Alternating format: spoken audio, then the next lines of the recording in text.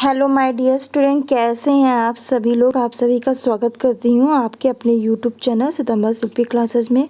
रोज़ शाम 5 बजे आपकी लाइव क्लास होती है, तो क्लास ज़रूर अटेंड किया करें और क्लास ज़रूर पढ़ा करें। तो चलिए शुरू करते हैं आज की क्लास।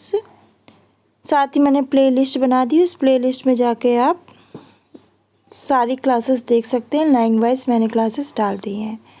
तो स्टूडेंट, आज की क्लास में हम लोग जो विवाह है उसके कुछ की पॉइंट पढ़ेंगे। इनको एक कॉपी में लिख लीजिए, इम्पॉर्टेंट पॉइंट हैं वो, इनको आज हम लोग करेंगे, जिससे कि आपके पेपर में अगर पूछा जाए तो आप गलत करके ना हो। तो चलिए शुरू करते हैं।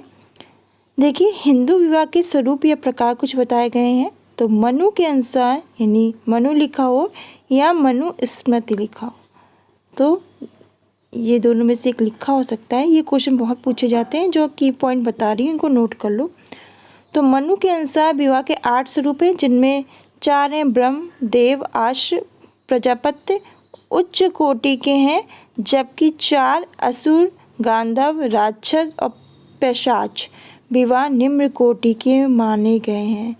तो यानी 8 स्वरूप हैं, जिसमें सबसे पहले ब्रह्म, देव, आश्र, प्रजापत्य, असुर, गांधर्व, राक्षस और पैशाच, जिसमें से आपके ब्रह्म, देव, आश्र और प्रजापत्य विवाह आपके उच्च कोटि के, असुर, गांधर्व, राक्षस और पैशाच विवाह आपके निम्न कोटि के माने गए हैं। तो याद रखिए, यहाँ से क्वेश्चन पूछा जा सकता है। किसके अनुसार? मनु के अनुसार विवाह के 8 स्वरूप हैं। प्रथम 4 विवाह को श्रेष्ठ और धर्मानुसार व बाद के 4 विवाह को निकृष्ट कोटि का विवाह में रखा गया है। तो याद रखिएगा। तो कौन कौन से? ब्रह्म, देव, आश्र, प्रजापत्य, असुर, गांधर्व, राक्षस और पैशाच विवाह। ये आपके उच्च कोटि के विवाह और ये निम्न कोटि के। ये की पॉइंट लिख लीजिए। फिर नेक्स्ट है, P.N. प्रभु का कहना है कि हिंदू विवाह एक संस्कार है। तो पूछा जाए हिंदू विवाह एक संस्कार है, किसने कहा है? तो P.N. प्रभु ने। ये की पॉइंट लिख लीजिए। K.M. कपड़िया भी कहते हैं कि हिंदू विवाह एक धार्मिक संस्कार है। इन्होंने कहा हिंदू विवाह एक संस्कार है, और ये कहते हैं कि हिंदू विवाह एक धार्मिक संस्कार है। तो लैंग्वेज भी ध्यान देना, क्वेश्चन बन जाए तो गलत करके मत आना। यह पवित्र समझा जाता है क्योंकि यह तभी पूर्ण होता है जब यह पवित्र मंत्रों के साथ किया जाता है।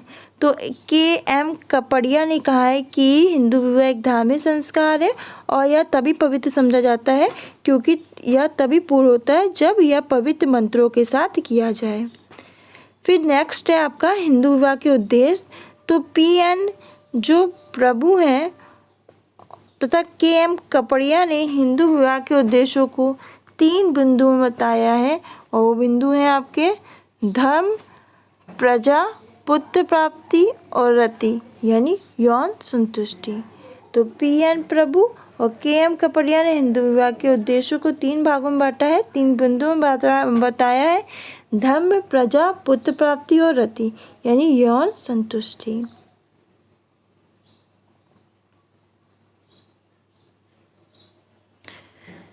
फिर आपका पश्चिम समाज से भिन्न हिंदू समाज में विवाह को एक धार्मिक संस्कार माना जाता है। तो पश्चिमी समाज से भिन्न हिंदू समाज में विवाह को एक धार्मिक संस्कार माना जाता है, और विवाह के पश्चात ही कोई हिंदू धार्मिक क्रियाओं को करने का अधिकारी होता है। तो विवाह के पश्चात ही कोई हिंदू है वो धार्मिक क्रियाओं को कर सकता है, ऐसी मानता है और ऐसा किया भी जाता है। इसलिए हिंदू विवाह का मुख्य उद्देश्य धार्मिक है, और जो हिंदू विवाह है उसका मुख्य उद्देश्य क्या होता है? धार्मिक होता है। अतः हिंदू के जीवन में विवाह बहुत आवश्यक माना गया है। तो हिंदू के जीवन में जो विवाह है बहुत ही आवश्यक माना जाता है। फिर नेक्स्ट, ये मैंने बता ही दिया है। ये स्टेटमेंट लिख लेना या की पॉइंट में, यहाँ से क्वेश्चन बनते ही हैं। ये मैंने बता दिया आपको, इम्पोर्टेंट है। फिर विवाह के उद्देश्य।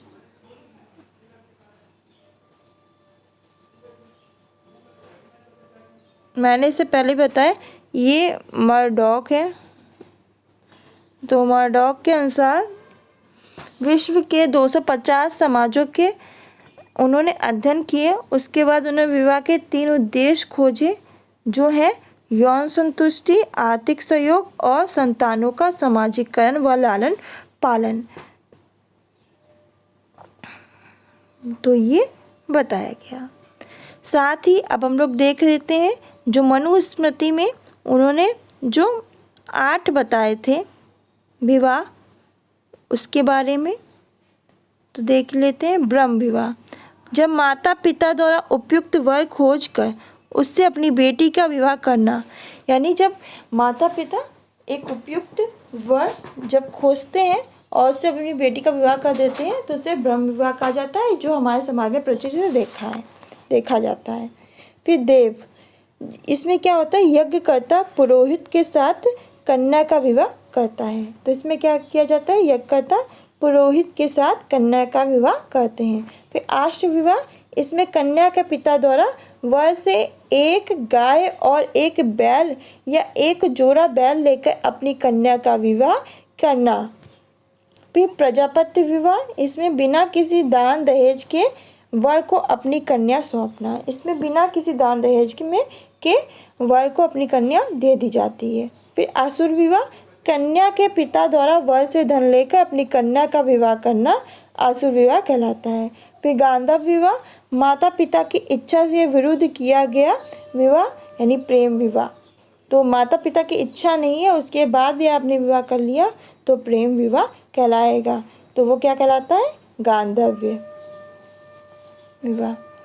फिर राक्षस विवाह, कन्या का अपहरण करके या बलपूर्वक किया गया विवाह, यानी कन्या को आपने किडनैप कर लिया और या ज़बरदस्ती उसके साथ विवाह कर लिया उसकी मर्जी के खिलाफ, तो वो राक्षस विवाह कहलाएगा। पैशाच विवाह क्या होता है कि सोती हुई नशे में अथवा पागल कन्या को काम वासना की तृप्ति के लिए अपनाया जाना पैशाच विवाह कहलाता है।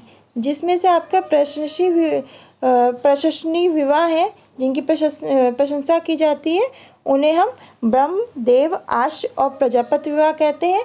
इन्हें उच्च कोटि के विवाह कहा जाता है। तो लिख लीजिएगा, इन्हें हम उच्च कोटि के विवाह कहते हैं। और आसुर, गांधर्व, राक्षस और पैशाच विवाह को हम निंदनीय विवाह कहते हैं। निम्न कोटि का विवाह कहा जाता है। इस विवाह में तलाक या संबंध विच्छेद संभव है। तो किस विवाह में तलाक व संबंध विच्छेद संभव है, तो आसुर, गांधर्व, राक्षस और पैशाच विवाह में। तो ये आपके मनुस्मृति में 8 स्वरूप बताए गए हैं विवाह के। तो इसी के साथ ये क्लास फिनिश होती है। कुछ इम्पोर्टेंट की पॉइंट बताए थे, इनको ज़रूर लिख लेना। यहाँ से क्वेश्चन बहुत बनते हैं, तो आपके क्वेश्चन गलत ना हो। कल हम लोग जो विवाह के मुख्य प्रकार हैं उनको पढ़ेंगे। तो आज के लिए बस इतना ही, मिलते हैं नेक्स्ट क्लास में।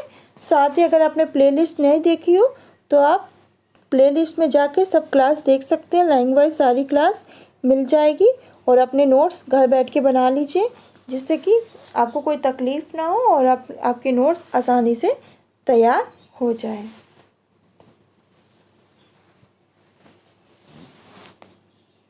वीडियो अच्छी लगे तो लाइक करना, शेयर करना, कमेंट बॉक्स में अपना फीडबैक जरूर देना। बच्चों, थोड़ा समय के अभाव में मैं क्लास पूरी अच्छी तरह से नहीं ले पाती हूँ, थोड़ा मुझे समय नहीं मिल पाता है, पर जितना समय मिलता है उसमें मैं आपको कोशिश करती हूँ कुछ इम्पोर्टेंट चीज़ दे दूँ और आपकी तैयारी करा दूँ।